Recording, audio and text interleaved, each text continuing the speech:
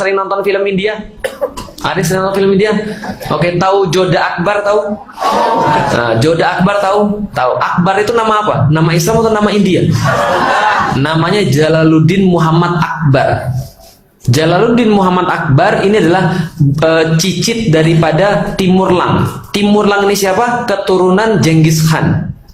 Jadi Genghis Khan itu punya anak, lalu kemudian dia punya anak lagi. Nah, ini kemudian masuk Islam. Ogedei Khan namanya. Ogedei Khan kemudian punya anak-anak, nanti jadi Timurlang. Timurlang kemudian punya anak-anak, namanya tadi Jalaluddin Muhammad Akbar. Ini wilayah Islam 20 juta kilometer persegi termasuk Indonesia. Anda pikir Indonesia masuk Islamnya kapan? Sebelum Hindu? Yakin? Enggak.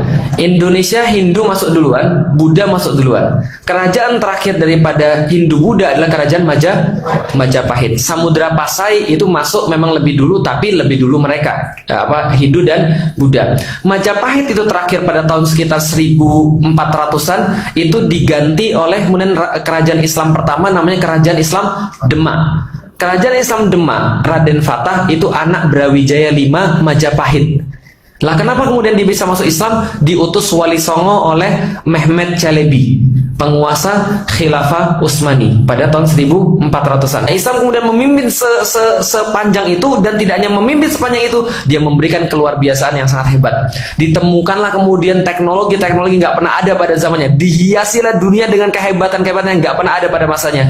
Orang-orang Arab Islam melukis langit-langit lalu memberi nama-nama bintang di langit dengan nama-nama dia. Gitu kan ya? Aldebaran. Ini ada seorang namanya Ibnu Al-Haisami. Ibnu Al-Haisami ini menulis sebuah kitab namanya Al-Manazir. Ceritanya begini, ada satu cerita, saya nggak bisa memverifikasi kebenarannya, tapi kira-kira ada hikmahnya. Jadi gini, dia diminta oleh gubernur Mesir untuk bikin bendungan Sungai Nil.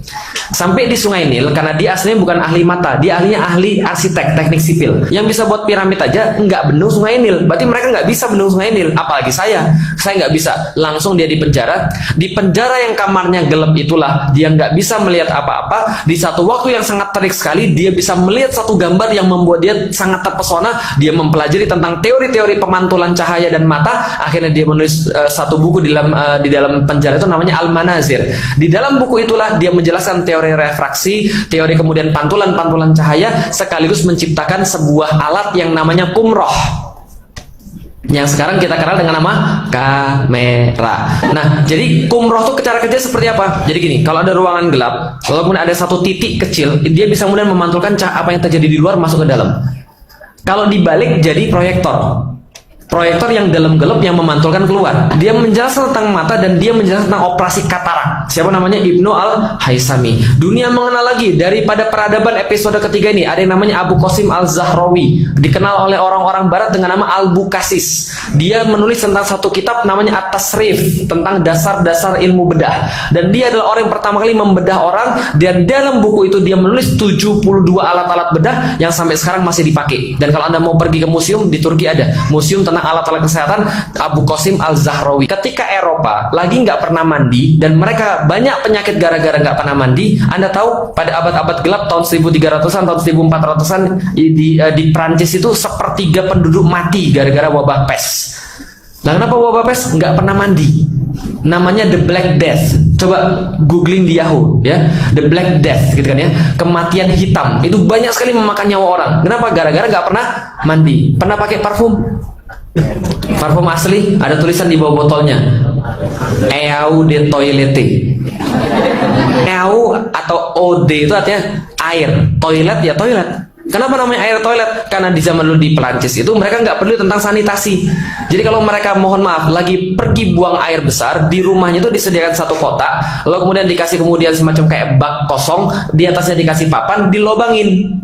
Kadang-kadang lubangnya satu, lubangnya dua, biar bisa bareng-bareng. Wah, ibu sekalian. Nah, jadi kadang-kadang gitu. Nah, setelah itu kemudian mereka buang di situ, mereka biarkan, dan kadang-kadang mereka buang di tengah jalan. Ini serius, Anda boleh baca. Ini serius. Ini namanya The Dark Age bagi mereka. Di saat itu di Istanbul sudah ada 50 hammam, tempat permandian umum.